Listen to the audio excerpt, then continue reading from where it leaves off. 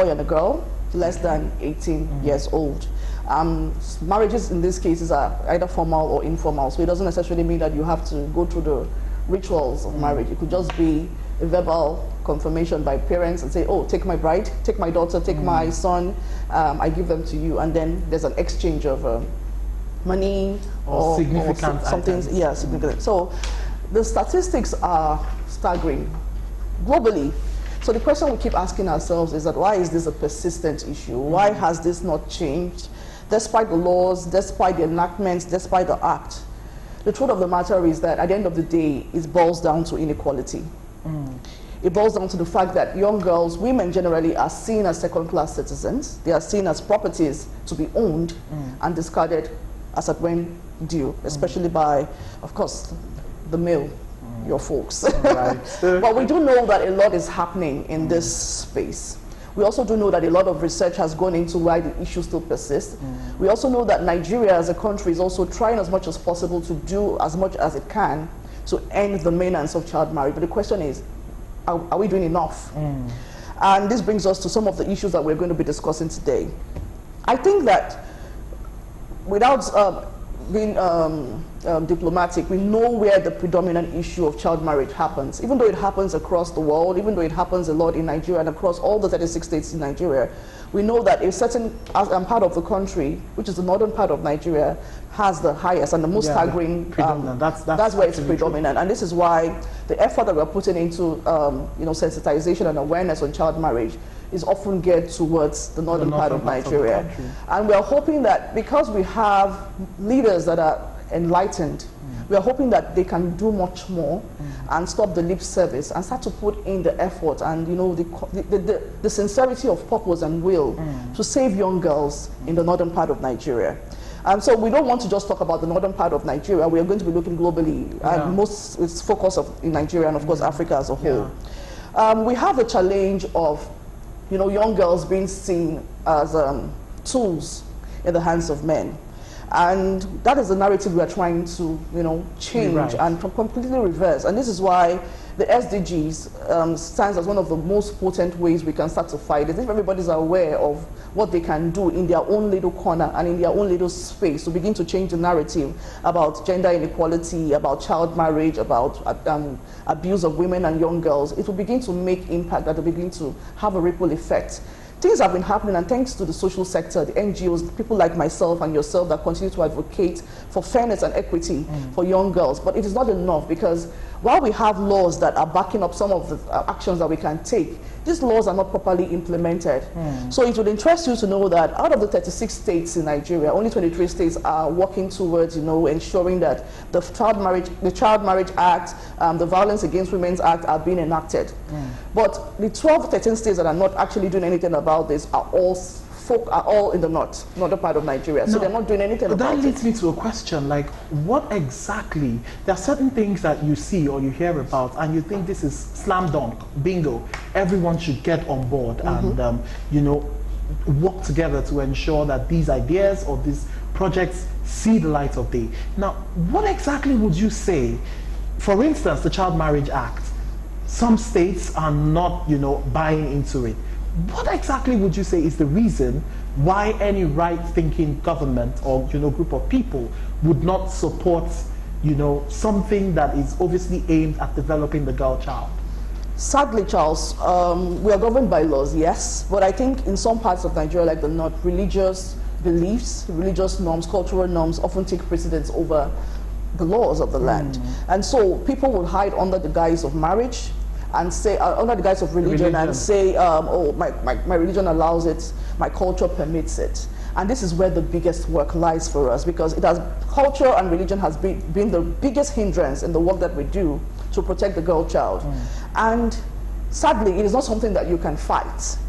You have to be very, very careful how you introduce change in such a context, in such a picture. So the goal would be, how do you send the message across without trying to break people's laws, people's beliefs, or antagonize their personal beliefs? And while we shouldn't take the issue of child marriage for granted, because the risk far outweighs sentiments.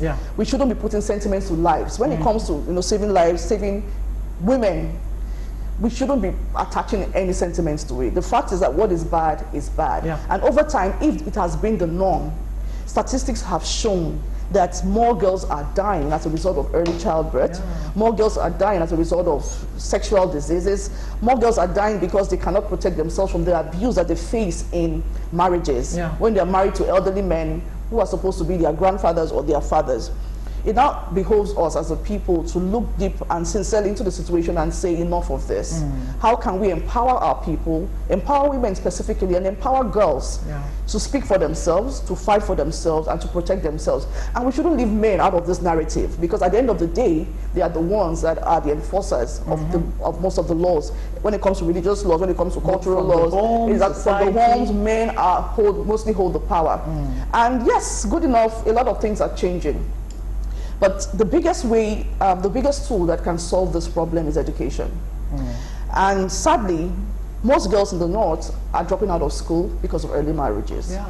Most girls are dropping out of school because culture and society does not necessarily see them as, you know, good enough, viable enough. We are changing the narrative, we are changing the space, but a lot of work still has to be done in northern Nigeria. There's so much that needs to be done.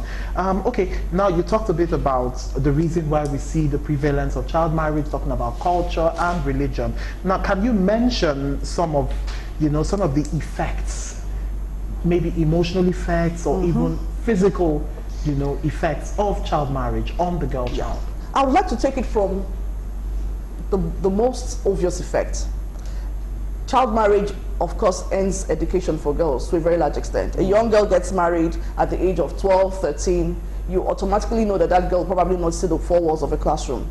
So education is, the child just basically loses out on life, loses out on economic opportunities, loses out on, you know, ensuring that she's able to take care of herself, make decisions for herself, and basically just live life on her own terms. And because we know that child marriage has been defined as a deficit in terms of human rights, you are taking away the basic human rights of that child. You are taking away the decision making and the power to make a choice, you know, away from that child, that girl child specifically, because child marriage happens both to boys and girls, but we know that predominantly more girls are affected by child marriage. Yeah, I was going to come to that and, you know, ask, yes, does it affect the boy child as well? It definitely does. It does, but the statistics are not so staggering when you compare that to the challenges of child marriage. Nevertheless, that doesn't lessen. It doesn't lessen the burden, because at the end of the day, we are first human beings before we start bringing in gender, and we must treat everyone as such. Another challenge, challenge of the effects of child marriage, is that the health implication cannot even be measured. Now, as a woman, a grown woman, I had my first child at the age of 31, and I still went through a lot of trauma. I still go through trauma, even though I'm grateful that, yes, I have a child. A lot of people are looking for children, but there's a time and place for that kind of pain, because my body can manage it. Psychologically, I may be able to bear it, even though some women fall into depression. But imagine a 12-year-old child birthing a child. Because certain aspects of her physiology are not yet mature for that kind of responsibility. And so the argument for some people is that when a girl starts to menstruate, even at the age of 9, she's a woman. But I beg to differ. The fact that a girl starts to menstruate at the age of 9 doesn't mean that her body is ripe enough to bear a child. And so we have a case of, you know, a young girl birthing a child and then hurting herself totally, internal organs, cases of VVF, obstetric fistula, you name it. Even the risk of, you know, being infected by HIV is even worse, because at that point in time, a girl at that age is still a child and she doesn't understand what is happening to her body. So the concepts of healthcare and all of that is not certainly a priority for her. And even, then, you know, issues of the social responsibilities of being married, raising a family, managing a home. I don't know why this thing still persists, despite the fact that we're in the 21st century. Then poverty. You see, child marriage affects mostly people from poor backgrounds. That is not to say rich people don't also have this challenge, but the dominant figure is that poor people are most likely to fall victims of child marriage, because they're trying to end the immediate poverty within their environment. But sadly, the minute a child is given out to another poor person, you are basically just extending the circle of poverty. And then you are making it now becomes an intergenerational kind of poverty, because a poor person is marrying a poor person and they give birth to another poor person that is certainly not going to go to school. And then it just happens and continues. It's just like a cycle that never ends. I'll give you a quick scenario. I stay on the Lagos-Ajah axis, and I moved towards that area around 2012 when I first got married. As at that time, I could basically just count the number of beggars, and female beggars, especially the young girls on the streets. But today, 2019, that number has tripled or quadrupled. Wow. And the painful thing is that you find out that young girls are the leaders of the pack. They are more rampant. They are more rampant. They are increasing by the number. They are having children, and they are still inside the same level of poverty that they met as children. The question now beholds us: what are we doing about it? Because when I look at that situation, I ask myself, when is this going to end? So imagine if a small pool of people in Ajah, Lekki, along that Lekki having this kind of like. I go home as well. Imagine what people are going through at IDP camps in the north. Imagine what women are going through based on the Boko Haram insurgency, where young girls are kidnapped and taken to the forest, and then they begin to replicate and have children. And the circle just continues like that, and nothing is being done about this. Wow. And I believe that we can't do enough, but the question is, how sincere are we as a people, as a government? How sincere are we when it comes to trying to change the narrative and trying to put an end to the menace of That's a very poignant question. How prepared are we as a people to battle the monster called child marriage and bring it to its knees? We're going to go on a quick break. When I return, the Well Child Show continues. Please stay with us.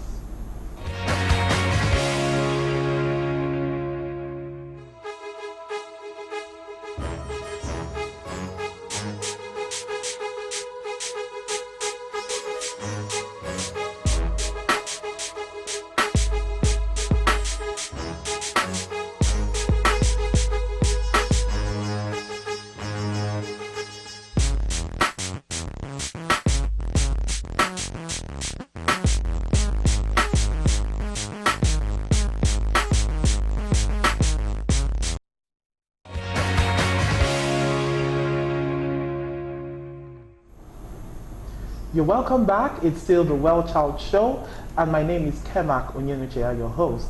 On the show today, we're looking at the topic, child marriage. If you're just tuning in, you're welcome to the show. I have with me in the studio my dear friend and social development consultant, Claire Henshaw. Thank you, Claire, for being on the program. Always a pleasure, Charles. All right. Now, looking at child marriage and within the Nigerian context, I want to know, in your work as a social development consultant, especially in the areas of empowering women and the girl child, what exactly is the position of the Nigerian law on issues of child marriage? Like, what exactly, how does the law, the Nigerian law, tie into eradicating or supporting child marriage? Because I remember vividly, a couple of years back, a Nigerian member of the National Assembly was said to have gotten married to a 14-year-old. So it just boggles my mind if the people who make these laws can be found culpable in issues such as this that the global north is screaming against. What is the hope in Nigeria? How does the law, what does the law say about child marriage? In Nigeria, child marriage is actually supposed to be illegal. Even the president, in his wisdom, has actually completely and totally, said that child marriage should end in Nigeria, which is a good thing, because coming from someone like the president, it sends a strong message because of the strong followership he has as a leader. So we have the Child Rights Act, which was enacted in 2003. Yeah. It actually states that the marriage age, acceptable marriage age, is 18 years, both for girls and for boys. We now have the Marriage Act of 1990, which states that the Marriage Act, you can get married as from the age of 21. Okay. But the problem is the harmonization of the law. Because, again, when a child is abused, the challenge becomes, how do you now manage a situation whereby a young girl, age 11, can give consent? There's a part of the law in Nigeria which says clearly that the minimum age for sexual consent is 11 years. At 11 years, a girl, let's use a girl child because that's the focus, a girl child is still a child. But the law also states that at the age of 11, an 11-year-old girl can give consent to sexual activity. But it doesn't make sense if we are saying that the minimum age for marriage is 18. It means that an 11-year-old can give consent. So chances are that a young girl who is probably molested and raped by an adult can also claim, because it now becomes a word, the man's word against the child's word. And you're saying that an 11-year-old girl can give consent. At the end of the day, it doesn't make sense to us in the development space, because we would like a situation whereby when a child that is 11 years old is abused or raped, it is considered a crime against that child and a crime against the country, and then you are arrested for molesting an 11-year-old child who is considered to be absolutely agree. But again, these are the challenges that we face because the law needs to be harmonized, and the law needs to ensure that at the end of the day there is no confusion when we are trying to implement the issues that we need to implement across the space where these issues happen. With respect to the former legislator who married a child, sadly, this is where religion plays a major role, because at that point in time, that legislator was covered under the religious law, and he said to all of us, sadly, that he does not answer to the laws of the land. He answers to the laws of his religion. And this is the challenge we keep having, because people continue to hide under that guise. The question now is, how serious is it for our people to begin to clamor for the change that we have been asking for a very long time? How serious are those in the legislative arm sitting down asking themselves, but this doesn't make sense. Our young girls are dying, our young girls are being infected. How can we put an end to this? The minute we start to have proper implementation of the law, the minute we begin to see change. And it means that nobody, as long as you are bound by the Constitution of the Federal Republic of Nigeria, it becomes a crime when an underage child is molested or given out in marriage. And I also think that the implementation should not just be done at that level. It should also take a form of sensitization as well. It should also put a caveat that young mothers, fathers, parents, guardians will be arrested, if possible, when their child is given out when they are under the age of 18 years old. These are some of the things we need to put in place. And we do know that this is going to be a long walk. It's almost going to be like a camel passing through the eye of a needle. But it is not impossible. It's achievable. It's achievable. So sensitization, awareness, more room for education for young girls, because an educated girl would certainly be able to make choices that affects her future when she knows her rights as a young girl, when she knows, she has the autonomy to make decisions about her body and decisions about her well-being. And then mothers have a major role to play in this case as well, as much as fathers do. Oh wow, Claire, thank you so much for bringing so much light to this topic. And to the viewers, don't forget, it's a combined effort between the family, the states, and the various organs of society. Let's protect our children. You can follow us up on our social media platforms and watch previous episodes of the show on YouTube, on our channel at WellChild TV, and then send us emails, questions, suggestions, and comments. Thank you for being a part of the show today. I'm Kemak Onyenuchia, your host, and always remember, child health and safety is everybody's business. Goodbye.